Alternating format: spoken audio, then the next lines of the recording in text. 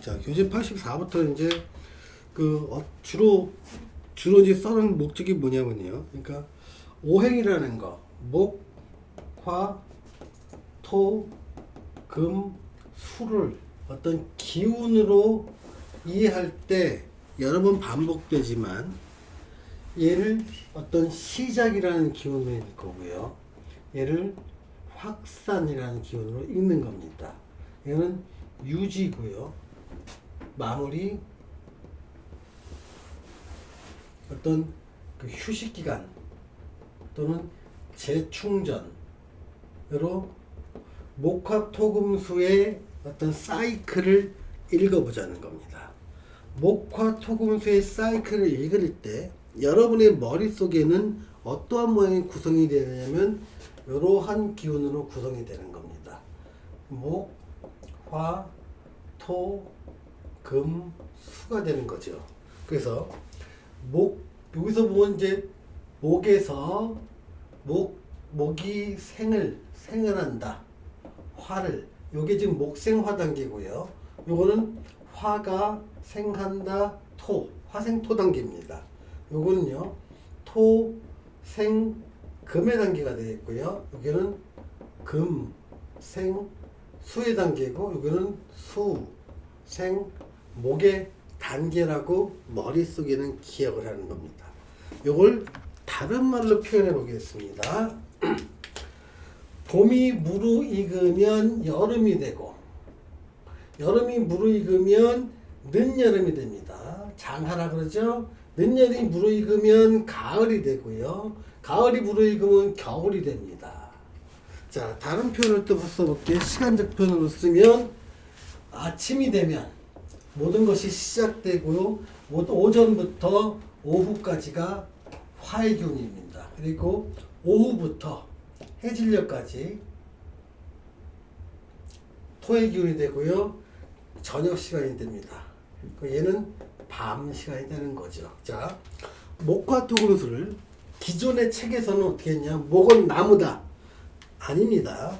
봄날 아침에 벌어지는 기운들, 이때 이 영향을 받았을 때 자연의 다양한 사물들은 어떠한 모습과 운동을 하고 있느냐?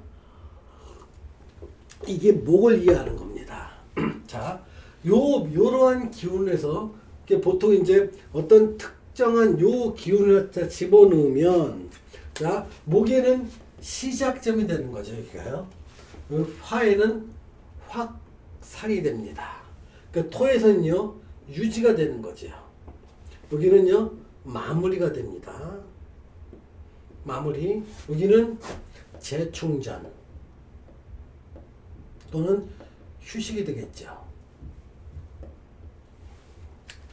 자, 저 개념으로 목화토금수를 이해한 다음에 얘를 특정한 어떠한 주기를 갖는 어떠한 사건이라든가 일의 형태를 이 목화토금수라는 기운으로 이해를 해보자는 게 여기서 지금 써놓은 목적입니다. 자, 먼저 여러 가지 케이스를 목화토금수로 표현할 수 있지만, 지금 108페이지 교재 84페이지에서는요, 연극의 시작과 종료, 얘를 갖다가 지금 목화토금수로 표현해 보자는 겁니다. 그 중에서 연극 중에서 난타라는 연극은 아마도 여러분들이 굉장히 많이 들어보셨을 것이고 귀에 익었을 겁니다. 얘는요, 그러니까 여러 사람이 모여가지고 북을 치는 어떤 퍼포먼스를 연극화한 것인데, 첫 공연이 시작된 거는 1997년 10월이었습니다. 그건 첫 공연이 시작된 얘가 공연이 시작됐다는 건 확산 단계에 있는 겁니다. 그러니까 많은 사람이 다 알게 하고 공연을 시작하기 때문에 얘 기운을 화의 기운으로 놓습니다. 첫 공연을요. 그럼 첫 공연을 준비하기 위해서 많은 사람들을 연습시키고 캐스팅하고 시나리오를 만들고 무대를 만들고 하는 공연을 위한 준비 과정이 있을 거 아닙니까? 그거를 목기운이라고 놓을 수 있는 겁니다. 그럼 준비 과정 전에는 어땠을까요? 머릿속에서 난타라는 공연을 생각해보고, 야, 모든 연극은 어떤 그 언어를 통해서, 언어나 음악을 통해서 전달하다 보니까 언어적인 장벽이 좀 있으면 서로 다른 언어를 이해 못한다는 그 차원에서 소리라면, 음악이라면, 다른 사람이 모두 다 이해할 수 있는 음악이라면 많은 사람들도 공감할 수 있겠다는 생각이 난타라는 기획을 가져왔을 겁니다. 그런 생각을 하는 순간 생각은 수에 해당됩니다. 수는요 보이지 않는 겁니다. 그러니까 난타라는 기획자의 머릿속에서 난타라는 공연을 갖다가 구상하는 단계를 수의 단계로 표현했고요. 내 공연이 그럼 이 공연한 거를 실제로 가능한가? 다른 사람하고 얘기해 보는 겁니다. 또 공감도 가져보고 연습도 한번 해보고 사람들하고 선발해보고 무대를 꾸며보고 요 작업을 하는 거. 아직 공연이 대중화되지 않았지만 그게 목에 해당되는 겁니다. 즉 목은요 시작한다는 겁니다. 시작의 개념은요 어떤 일을 내 머릿속에만 있는 게 아니라 내 비로소 내 입 밖으로 나와서 생각을 다른 사람과 공유할 수 있는 단계를 시작 단계로 볼 수 있는 겁니다. 그리고 그것이 충분한 준비와 캐스팅이 다 시나리오대로 충분한 준비와 캐스팅이 끝났으면 그거를 많은 사람한테 알리는 무대가 필요합니다. 그 알리는 기능, 그게 화에 해당되는 겁니다. 자, 화는요 지속적으로 확산됩니다. 그래서 난타라는 공연을 사람들이 알다 보니까 그거를 공연할 수 있는 횟수가 늘어나지, 확대합니다. 또 지역이 서울뿐만 아니라 지방에서도 하다가 세계로 뻗어나가면서 난타 공연을 확산시킵니다. 즉 무대를 올릴 수 있는 시간과 공간을 점차 확대해 나가는 단계, 얘를 화로 볼 수 있는 겁니다. 그런데 몇 년이 지나고 나면 더 이상 확장도 되지 않고 더 이상 축소되지 않은 상태에서 유지되는 상태가 있습니다. 그게 토의 단계로 볼 수 있는 겁니다. 이때는 유지가 되는 거죠. 그리고 이제는 많은 사람들이 이제 다 받고 본 사람도 많고 또 다른 것에 밀려서 유행이 바뀔 때 이제는 막을 좀 내리는 공간이 굉장히 많아지기 시작하면서 난타라는 것이 그 난타 전용 극장에서 다른 공연도 해가면서 난타가 점점 무대에서 퇴출해가 되고 마무리되게 되면서 정산 단계를 거치게 됩니다. 그거를 금이라고 표현한 겁니다. 그런 다음에 마무리가 되면 난타라는 공연 막을 내리겠죠. 그러면 무대 기획자의 속에는 또 다른 새로운 공연이 고민을 해야 될 시기가 옵니다. 그거를 수의 단계로 표현한 겁니다. 자, 여기서 보면요. 어떠한 공연이 시작과 끝이 있는 하나의 사건이고 이벤트라면 그거는 주기를 갖고 있을 것이고 주기가 가지고 있으면 오행으로 표현할 수 있다는 겁니다. 또 자 이제 85페이지를 한번 보겠습니다. 학년의 시작과 종료, 그러니까 학년을 갖다가 새로운 학년을 갖다 시작하는 거 시작과 종료를 목화 토금수로 표현해 보자는 겁니다. 자, 여기서는요 뭐가 목적인가 하면 목화 토금수를 이해하자는 게 목적입니다. 목은 나무가 아니라는 거예요. 화는 불이 아니고요. 자, 학년이 시작된, 만약에 이제 초등학교 6학년이 중1을 맞이한다고 생각해 보시죠. 그러니까 초등학교 6학년을 마치고 중학교 1학년 들어가기 전에 겨울방학을 하면서 학교를 배정받게 됩니다. 그 기운, 아직 중학생에 대한 어떤 된다는 그 시간이 지나면 중학생이 되지만 아직 되지 않은 상태에서 중학생에 대한 어떤 경험도 안 해보고 생각만 가지고 있는 그 상태를 갖다가 어떤 중1의 관점에서 본 수라고 보는 겁니다. 수는요, 초등학교 6학년생이 아직 자기가 체험하거나 경험하지 못했던 중학교 생활에 대한 생각들이 많은 상태를 수. 다만 그 생각은 밖에는 표현이 안 되겠죠. 그러다가 중학교에 입학을 하게 됩니다. 입학을 하게 되면 들었어. 학교에서 새로운 친구들과 만나기도 하고, 새로운 과목을 공부하기도 하고, 새로운 선생님을 배우기도 하고, 또 담임 선생님 외에 각 과목별로 선생님이 바뀌는 걸 경험하게 됩니다. 그것은 뭐다? 새로움이라는 겁니다. 낯설지만 새로운 곳에 자꾸 적응해가면서 다양한 새로운 것, 또 친구들과 처음에 저 친구 만나면서 점점 그 새로운 친구들과 말 섞어가는 과정, 그게 보통은 입학 때부터 1학기 중간고사 전까지의 어떤 현상들입니다. 그 현상을 목화 토금수로 보면 1년이라는 주기로 볼 때 목의 현상에 비유할 수 있습니다. 그때 목은요, 뭔가 시작된다. 1년이 시작되고 새로운 1년이 시작되면서 학년이 바뀌고 선생님이 바뀌고 과목이 바뀌고 교실이 바뀌고 친구가 바뀌는 모습을 목이라고 표현한 겁니다. 이제 중학교 1학년 1학기가 끝나고 2학기 중간고사까지는요, 본격적인 확산 단계에 들어갑니다. 친구들도 교우 관계가 더 넓어지게 되는 거죠. 그러니까 모계 단계에서는 앞에 있는 친구와 뒤에 있는 친구들은 짝꿍하고만 얘기를 했다가 점차 저 옆에 있는 저 뒤에 있는 친구와 얘기도 하고 앞에 있는 친구랑 축구도 하면서 넓게 교우 관계를 가져가는 거죠. 그 단계를 화해 단계라고 봅니다. 즉 친구들 관계가 점점 넓어지고 배우는 과목도 점점점 깊이를 더해가고 확산돼가는 과정. 그러다가 2학기 중간고사가 좀 즈음하고 앞뒤로 해서는요, 더 이상 친구 관계를 늘리지 않고 내가 친했던 친구랑 교우 관계를 깊이하는 단계가 있습니다. 새 친구를 사귀기보다는 이미 사귀었던 친구와의 우정을 더 깊이 다지는 단계, 이게 토의 관계라고 해석할 수가 있는 겁니다. 토의 관계에서는 외형상 변화는 별로 없는 상태입니다. 그러다가 1학년 2학기 중간고사가 끝나고 기말고사쯤 되면 그때는 이제 어떤 내가 학 과목에 대한 포기할 거 포기하고 내 꿈과 기대도 이 처음에 목 단계에서 가졌던 것을 포기할 건 포기하고 집중할 건 집중하는 시간을 갖게 됩니다. 또 친구들과도 헤어질 애들 지금 교우 관계를 단절할 친구도 있고 또 깊이 가져가야 될 친구도 있으면서 이때는 내 편과 네 편을 구분하는 단계로 됩니다. 과목상 내 편인 경우는 더 열심히 집중해야 되고요. 이건 안 되겠다. 포기하는 경우도 이때 금의 단계에서 발생하게 되고요. 교우 단계도 단절된 것들도 이 금의 단계에서 단절되게 됩니다.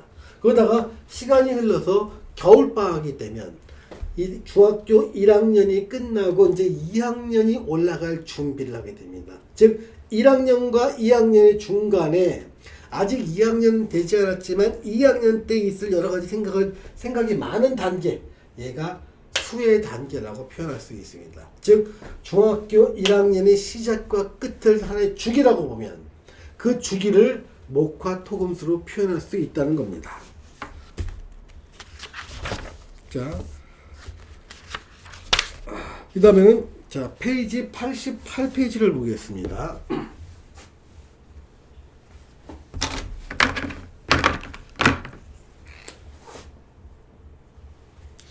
자, 88페이지는 사랑, 남녀 간의 사랑, 얘도 시작이 있으면 끝이 있기 마련이죠.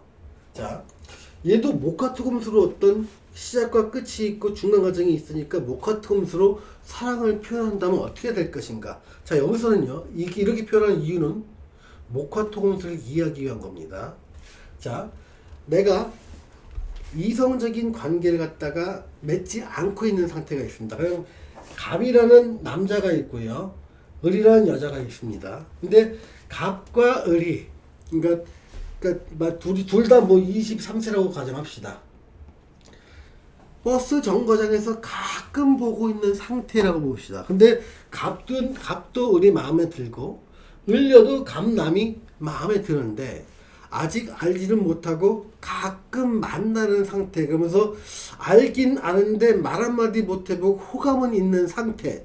그러니까 내 마음속에만 뭔가 사람의 감정이 조금 간직하고 있지만 밖에서는 모르는 상태, 그 상태를 수라고 놓는 겁니다. 이 상태가 무리여서 만약에 남자가 됐든 여자가 됐든 어떤 다른 계기가 있든 서로 얘기를 나눌 수 있으면서 서로 만나고 얘기하면서 서로에 대해서 알아가는 상태, 그 상태가 있다면 그거는 목이라고 표현하는 겁니다. 드디어 사랑이 시작됐다라고 보는 거죠. 근데 대체로 수에서 목으로 갈 때는요, 수에서 목으로 가는 것들도 많지만 못 가는 것도 많습니다. 그 말은 뭐다? 생각은 있고 호감은 있지만 둘이서 만남이나 대화를 나누는 관계까지 가는 경우는 많지 않다는 걸 의미하기도 합니다. 이렇게 어떤 날이 근데 이렇게 목단기에 이르렀다가 둘이서 어떤 관계가 좋아져서 드디어 사랑이 불타오르기 시작하는 때가 있습니다. 그래서 하루라도 안 보면 못 살겠고 매 순간 문자를 주고받는 시대, 또 수시로 전화하는 상황이 오면서 사랑을 속삭이는 시간을 우리는 사랑에 불이 붙는다고 합니다. 그거를 화 단계로 표현할 수 있습니다. 그런데 사랑이 불 붙는 시간이 길은 사람도 있고 짧은 사람도 있지만 어느 정도까지 붙었다 그것이 유지되는 시간이 있습니다. 더 이상 더 사랑하는 감정이 생기지도 않고 사랑하는 감정이 없어지도 않은 상태에서 유지되는 상황입니다. 그 시간을 토의 시간에 놓을 수 있습니다. 토는요 유지되는 시간입니다. 그러다가 이제는 화와 토의 시간 속에서는 상대를 위해서 내 모든 것을 내주거나 상대를 위해서 내 어떤 희생도 감수할 마음의 준비가 되어 있다면 금의 시간이 되면 내가 과연 이것까지 해줘야 되나? 내가 자존심을 이렇게 낮춰가면서 여기까지 맞춰줘야 되나? 이런 생각이 들 때가 있습니다. 그러면서 계속 만나는 게 내 시간과 노력 대비 내가 얻는 기쁨이 되게 작다는 걸 아는 순간이 됩니다. 그러면 상대를 위해서 내 비용이나 시간이나 노력을 들이는 것이 아까워지면서 점차 만남의 횟수를 줄이는 시간이 있습니다. 이건 뭐다? 사랑이 식어가는 시간입니다. 사랑이 식어가는 게 시간이 지나면 이별의 시간이 오겠죠. 그래서 금의 기간이 되면 사랑이 식어가고 이별의 시간이 오게 됩니다. 이 금은요, 이별을 말합니다. 이별. 이 수는 이제는 지나간 그 관계, 갑은 을을 을은 갑을 생각한 기억도 지금 희미해지는 시간. 그러면서 새로운 이성을 만날 마음의 준비를 다져가는 시간을 수로 놓을 수 있습니다. 이건 뭐다? 사랑의 시작과 종료를 목화 토금수로 표현한다면 저렇게 표현할 수 있다는 의미입니다. 자, 이번엔 드라마를 시작과 종료점에 맞춰서 목화 토금수로 한번 설명을 해보겠습니다.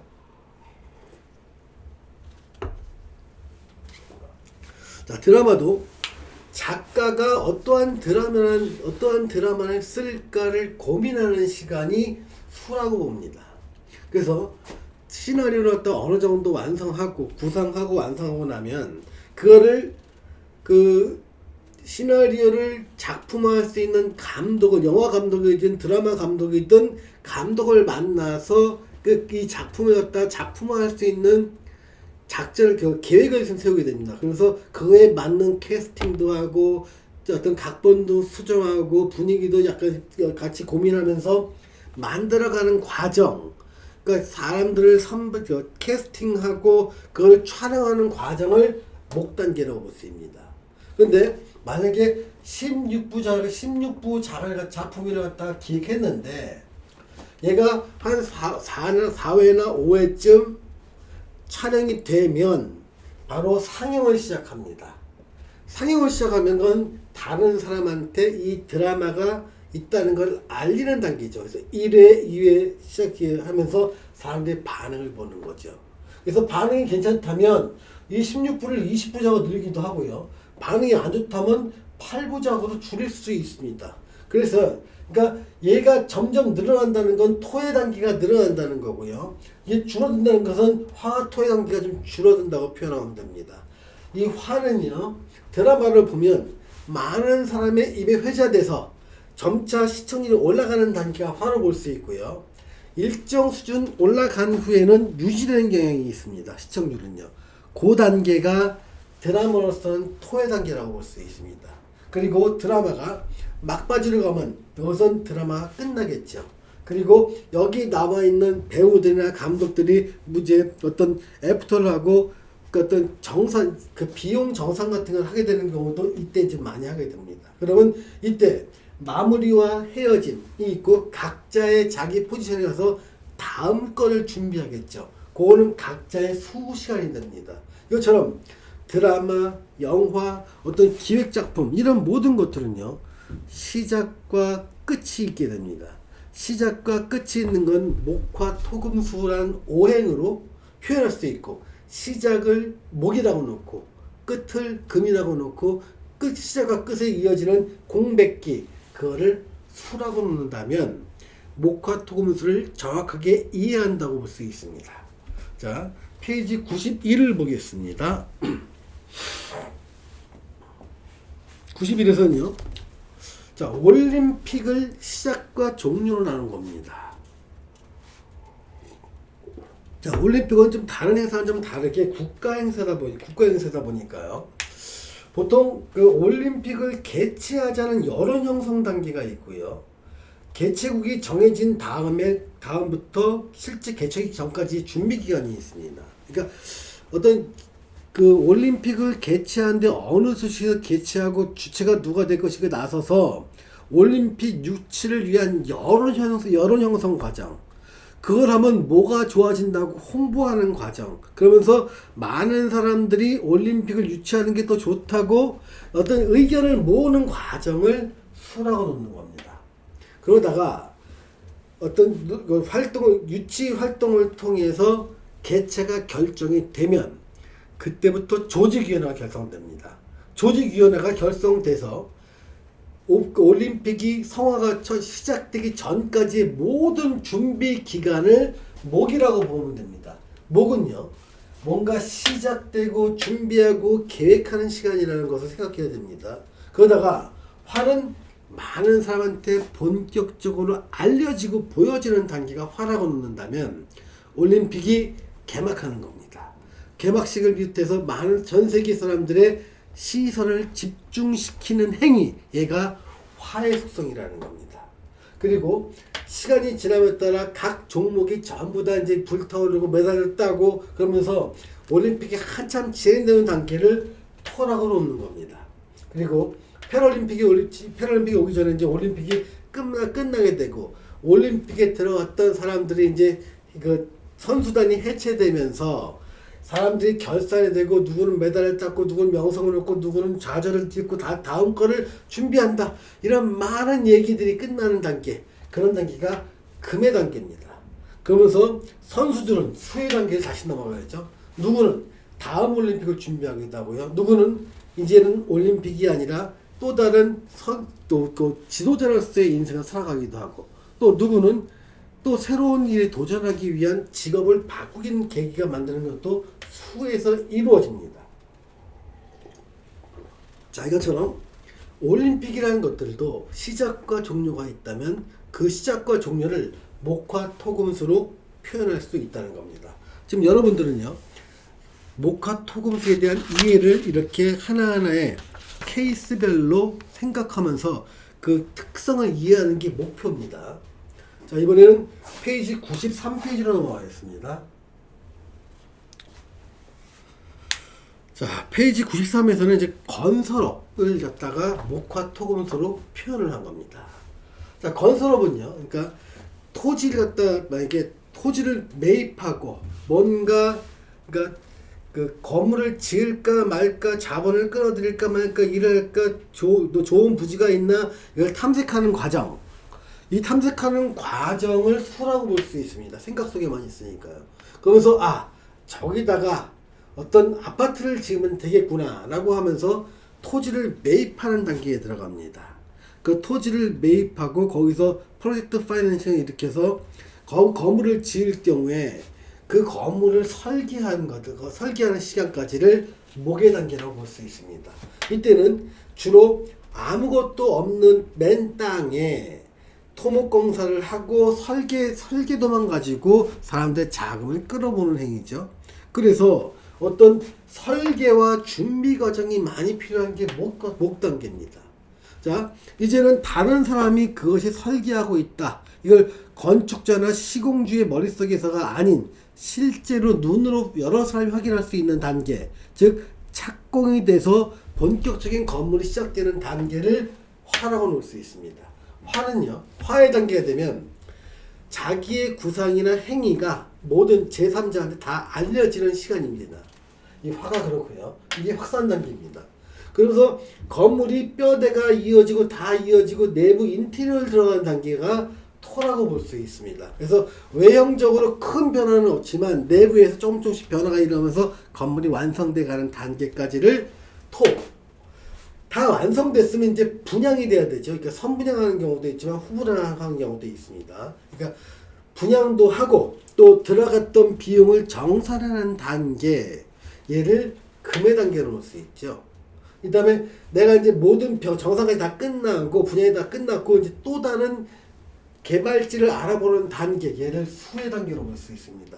즉 여기서 뭐냐, 목화토금수가 돌아가면서 하나의 건축물이 계획부터 완성까지 돼서 사람들한테 분양될 때까지의 과정을 하나의 주기로 보고 이 주기는 오행으로 표현할 수가 있다는 겁니다.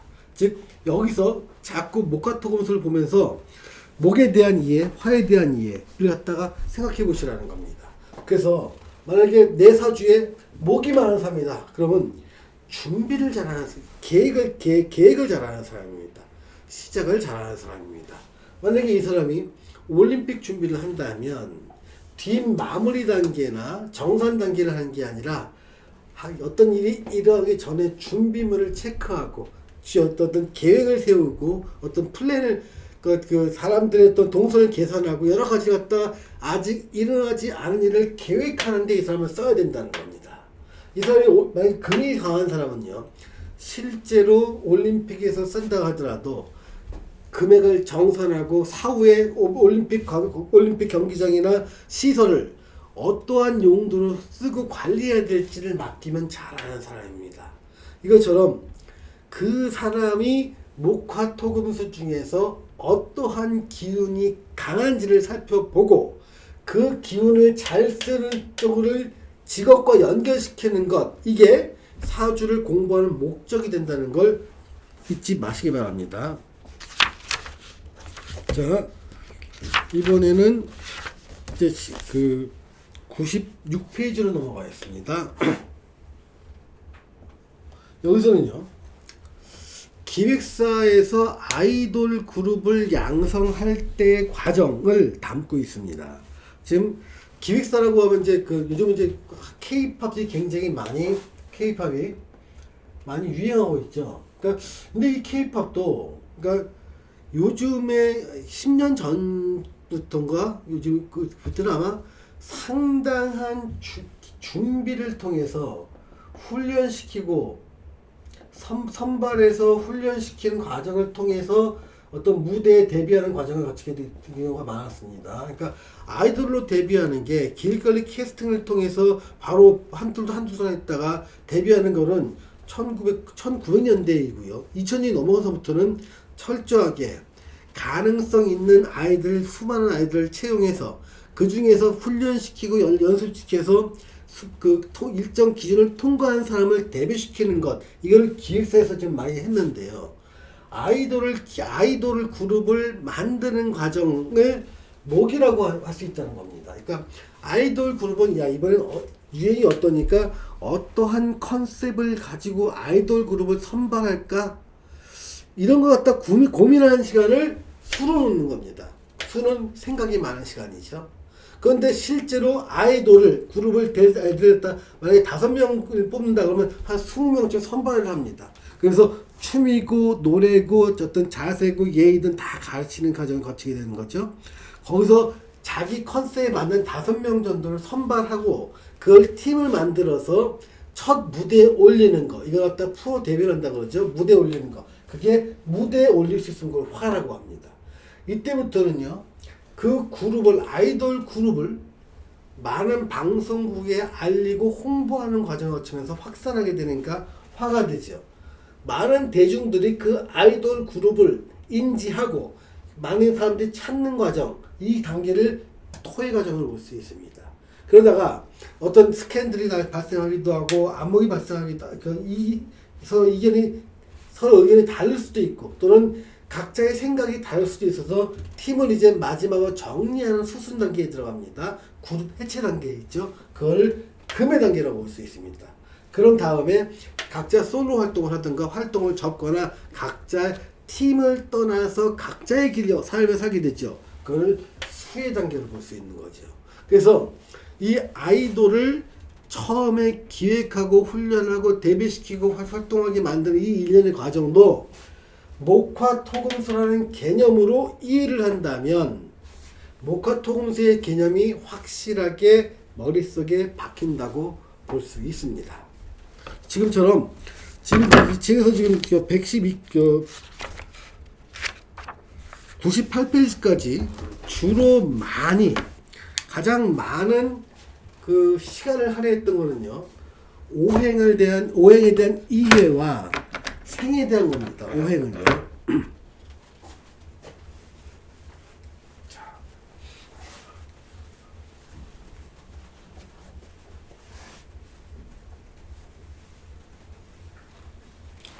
지금 이 페이지 98페이지까지는요, 뭘 같이 있냐면, 그러니까 음양과 오행에 대한 올바른 이해 부분과 더불어 오행에서 생이라는 부분을 갖다가 이해시키려고 했습니다.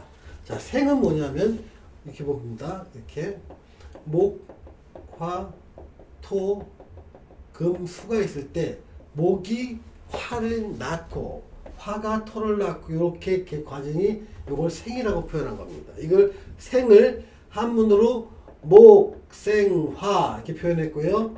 화, 생, 토, 토, 생, 금, 금, 생, 수,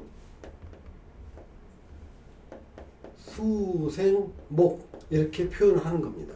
근데 이 오행은요, 생도 있지만 상생도 있습니다. 이게 더 맞는 방법입니다. 이 오행의 상생은 뭐냐면 다른 말로 역생이라고도 합니다. 거꾸로 생을 한다는 겁니다. 무슨 얘기냐면 이게 방향이 반대로 이렇게 생각한다는 겁니다. 이렇게. 이게 다시 뭐냐면 요거는 뭐냐면 화생목이 되는 거죠. 요거는 뭐냐면 토생화가 됩니다. 요거는 금생 토가 되고요. 요거는 수가 생 금이 됩니다. 요거는 목생 수가 됩니다. 자, 요걸 한번 생각해 보세요. 요거를요. 수생목이다. 이걸 사람들은 이해를 할 때 나무에다가 물을 주니까 나무가 자란다고 이해를 해버리면 목생수를 어떻게 이해하는지 대답이 안 나옵니다. 무슨 말이냐면 얘를 물질로 이해해버린다면 역생에 대한 얘기를 풀어나갈 방법이 없습니다. 근데 얘를 기운으로 이해한다면 얘를 풀어갈 방법이 있는 거지요. 자, 여기서 제일 중요한 게, 그러니까 생이라는 거와 역생, 그러니까 거꾸로 생한다는 걸 역생이라고 합니다.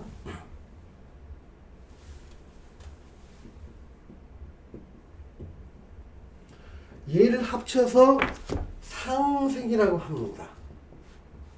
그러니까 목이 화를 생할 수도 있고 목이 수를 생할 수도 있는 겁니다. 이게 뭔 말이냐? 이렇게 생에 해당되는 거지. 이 생에 해당되는 건 그러니까 천간으로 따지면 양천간이 생에 해당되고요. 역생에 해당되는 건 음천간이 역생에 해당됩니다. 자, 음천간은요. 을, 정, 기, 신, 개가 음천간이 되고요. 양천간은 갑, 병, 무, 경 이미 양천간이 됩니다. 지금 요 말은 뭐냐면 다른 말로 포태라고 얘기하는데요. 12운성이라고도 얘기하죠. 그런데 양천간에 대한 것을 양포태라고 하고요. 음천간이 돌아가는 걸 음포태라고 합니다. 자, 역생은 음포태를 적용하는 겁니다. 다시 말하면 을, 정, 기, 신, 개라는 것은요. 어떤 지지를 만났을 때 수라는 수라는 기운의 속에서 힘을 받는 게 아니라 이 다음의 기운에서 힘을 받는다는 겁니다. 예를 들면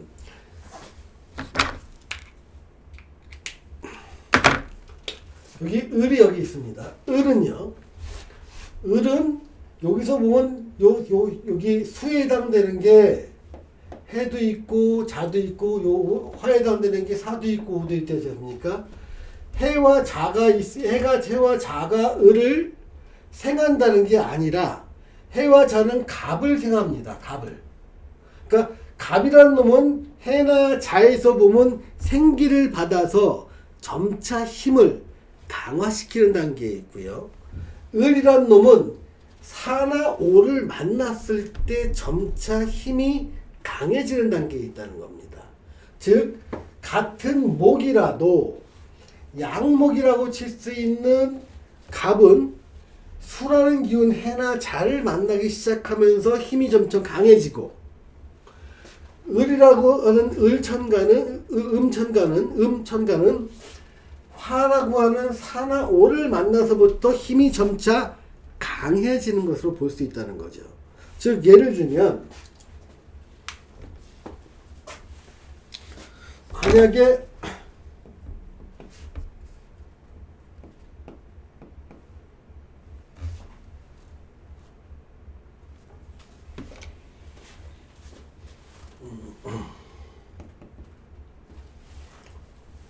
자,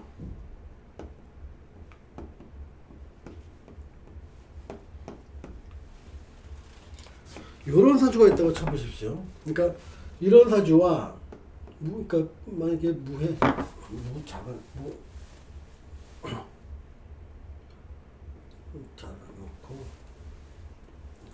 자, 을해 자. 1번 사주와 2번 사주의 경우를 한번 보겠습니다. 1번 사주에서 그러니까 이 천간에 있는 기운이 젊은 시절에 자기의 꿈을 말하는 게 월천간의 의미입니다. 근데 여기서는요, 얘가 편관이 되고요, 여기서는 정관이 됩니다. 그런데 이 천간에 있는 글자는 지지에서 세력을 얻을 때 실제적인 현실에서 이루어지는 경향이 있습니다. 즉 나는 이 편관 이 글자만 보면 여기서는 분명히 꿈을 내가 편관이라는 걸 꿈꾸고 있는데 실질적으로 얘가 꿈이 이루어질까 안 이루어질까는 지지에서 이 갑이 세력을 갖는지 안 갖는지를 판단해서 이 꿈이 이루어질지 안 이루어질지 결정하게 된다는 겁니다. 근데 여기서 보면 내가 세력을 갖는지 안 갖는지를 판단하는 여러 가지 기준이 있지만 절대적으로 판단하는 기준은 12운성을 적용한다는 거예요. 지금 갑은 여해를 만나서 장생지를 얻습니다. 이 갑은요. 여기는 욕지를 얻고 여기서만 욕지를 얻는 거죠. 그러니까 양간이 욕지를 얻고 장생지를 얻었다는 얘기는 점차 시간이 지나갈수록 내가 힘이 좀 강해지는 단계에 있으니 이 사람은 편관의 꿈을 실현해도 좋고 도전해도 좋다라고 표현하는 거죠. 즉 편관은 내가 어떠한 특정 조직 사회에 속할래는 기운입니다.